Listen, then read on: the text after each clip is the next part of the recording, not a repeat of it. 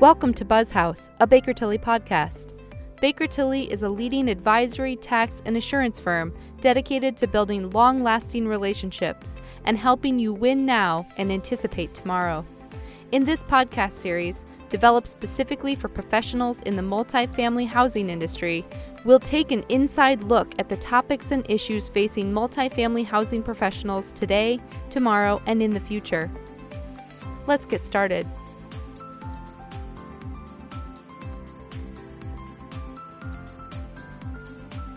Hello, and welcome to this week's edition of Buzz House, our Baker Tilly podcast, where you can find all the buzz affecting multifamily housing.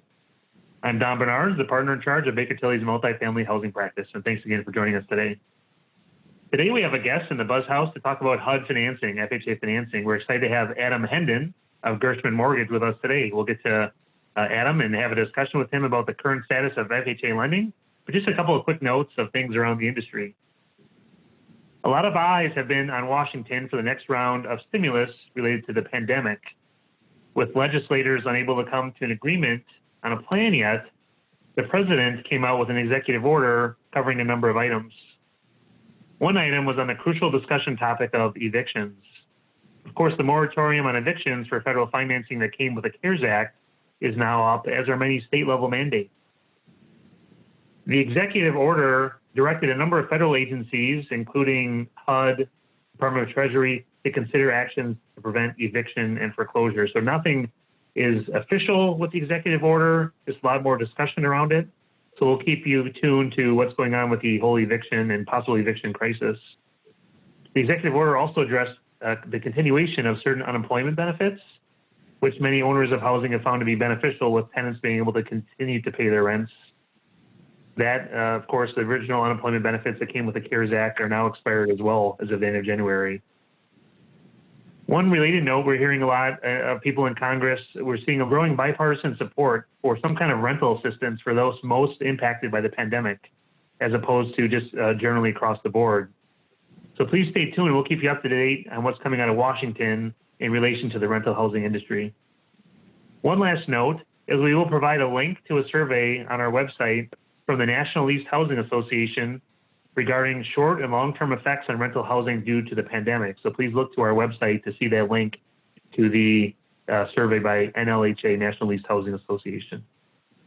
Now with that, I'm going to start a discussion with our guest today, Adam Hendin. Adam, thanks again for joining us today. And Adam, why don't we just start out so our listeners know a little bit of your background and what Gershman does.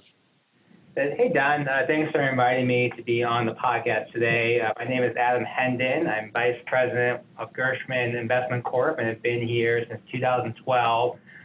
Gershman is a privately owned business. We're headquartered in St. Louis, but have offices throughout the country, another big office in Denver, as well as St. Louis, and satellite offices elsewhere.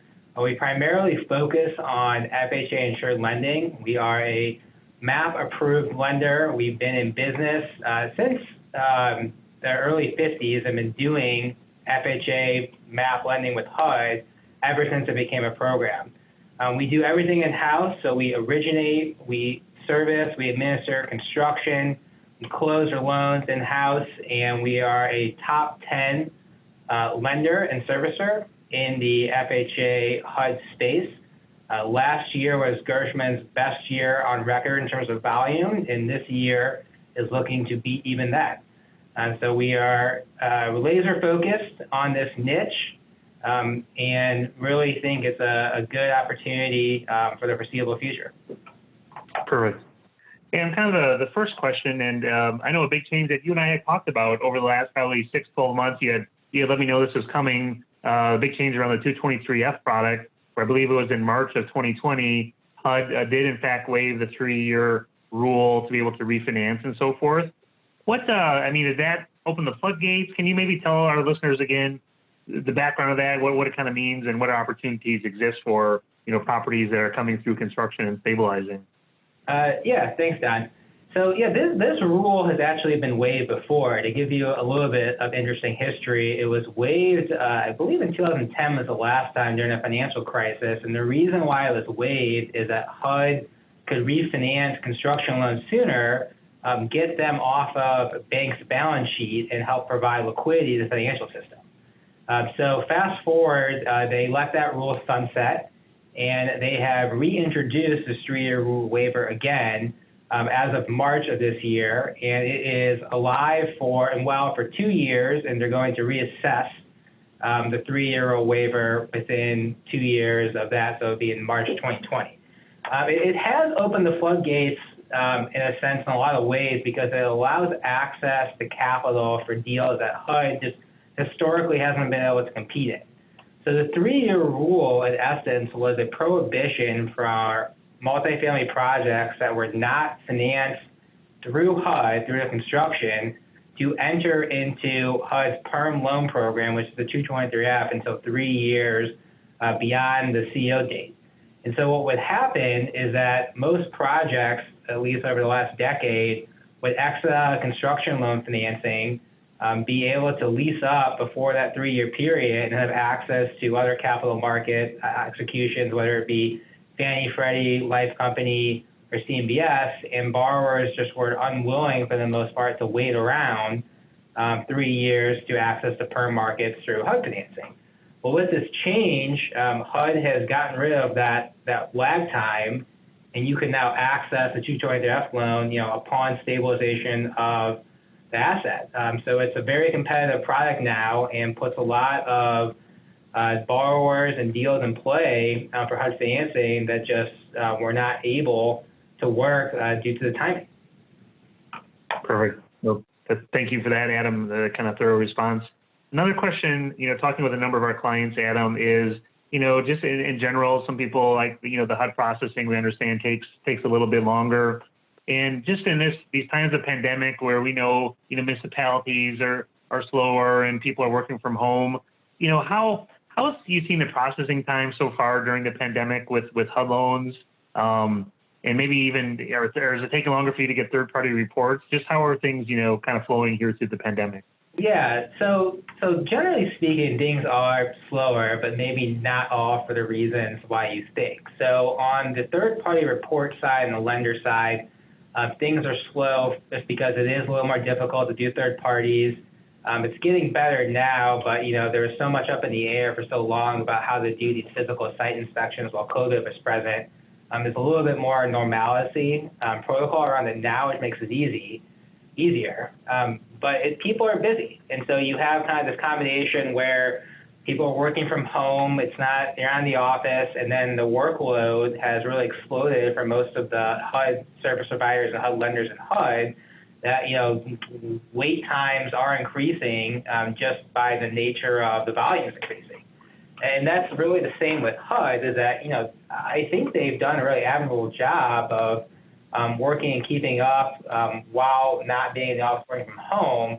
I think the issue is more the volume. I mean, they're doing, I think, up to double the volume right now than they did last year, more or less the same staff. And so, it's just the math, the throughput is going to slow down. And I think we're really starting to get into the glut of that now. And, we'll see how long the backlog is, but I wouldn't be surprised if deals really slow down through HUD's queue right now.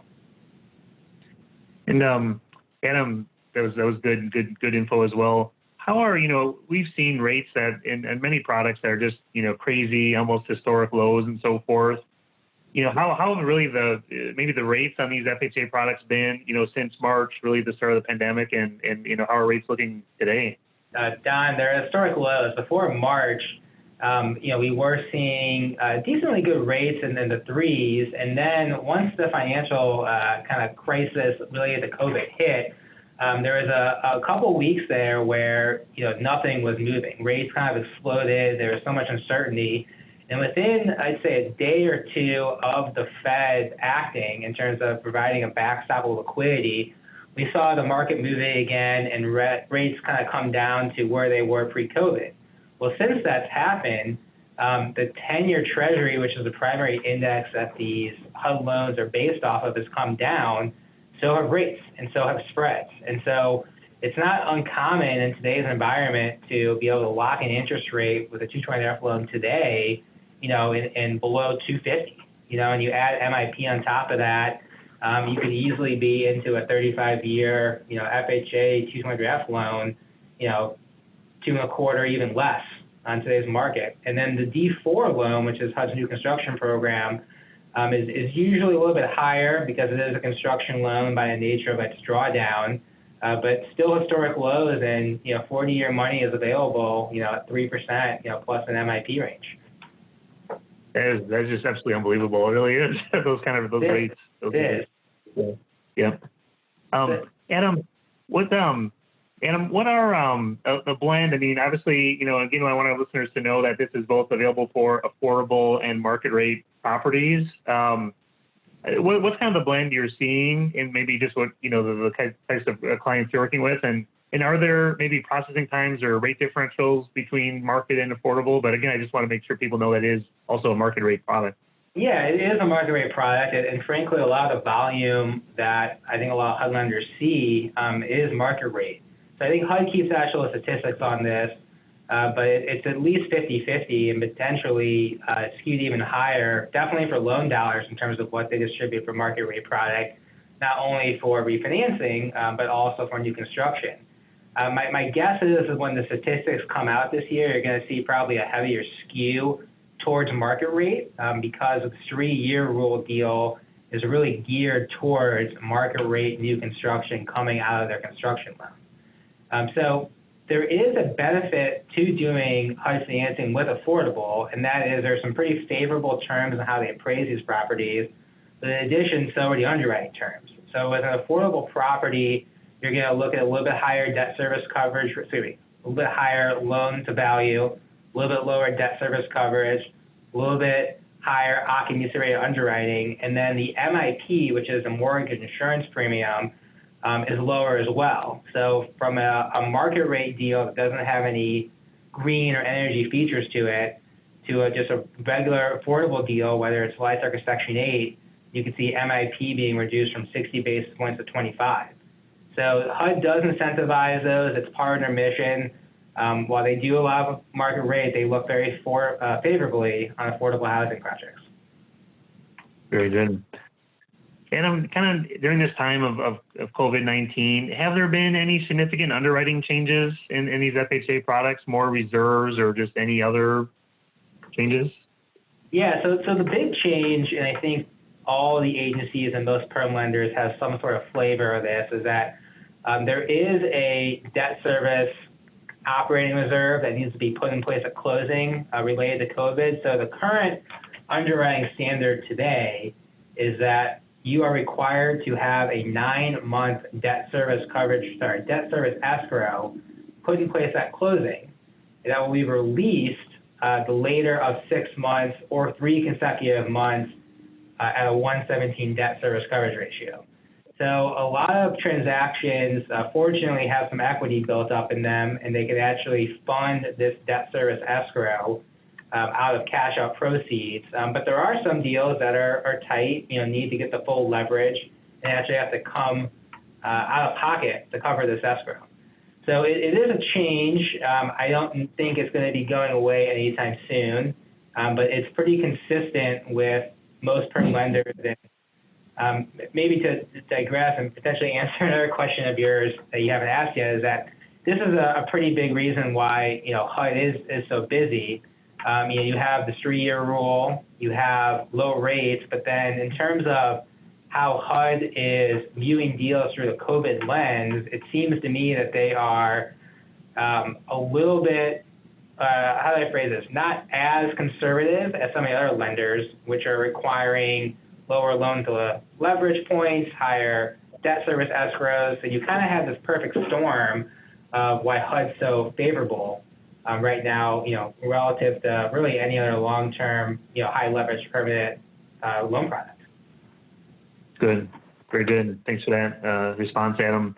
And kind of one last question, and it also kind of somewhat relates to the pandemic is, we know, Fannie, Freddie, HUD through the CARES Act technically allowed for the ability for deals to go into forbearance. Have you seen much of this, or what's kind of your experience?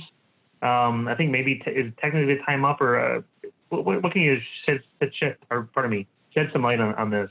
Yeah. So generally speaking, we haven't seen much of this yet, and that's not to say that things will change, but at least in Gershman's portfolio, you have a lot of kind of strong newer projects, which just doesn't seem to have been, hit by this that much. You have a lot of, Section 8 projects, which are fully subsidized by the government. And it's really hard to tell, Don, because we haven't seen an impact to this on most properties, with the exception of some that are, specifically located in markets that are, very high percent service workers. But the real question is, once the government aid spigot is turned off, how is that going to translate into occupancies and collection rates of these properties? And I don't know if anyone knows the answer, but I think it's going to be pretty varying depending on product type and market.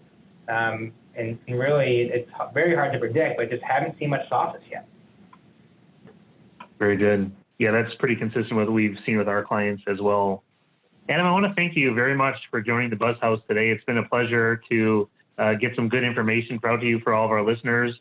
Again, rates at sub 3%. I mean, getting closer to 2% than 3% is just unbelievable. So for all our listeners, feel free to reach out to Adam. I think we'll have his contact information. Thanks again for listening to our podcast today. Reach out to Baker Tilly and myself with any questions or brainstorming your multifamily development. And also, again, please check out bakertilly.com for any resources around COVID-19. And again, if you have any suggested topics, please reach out to Baker Tilly at this email address, build@bakertilly.com. That's BUILD @bakertilly.com.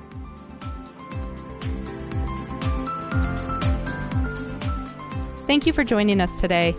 To receive notification when new episodes become available, please subscribe to Baker Tilly US wherever you get your podcast.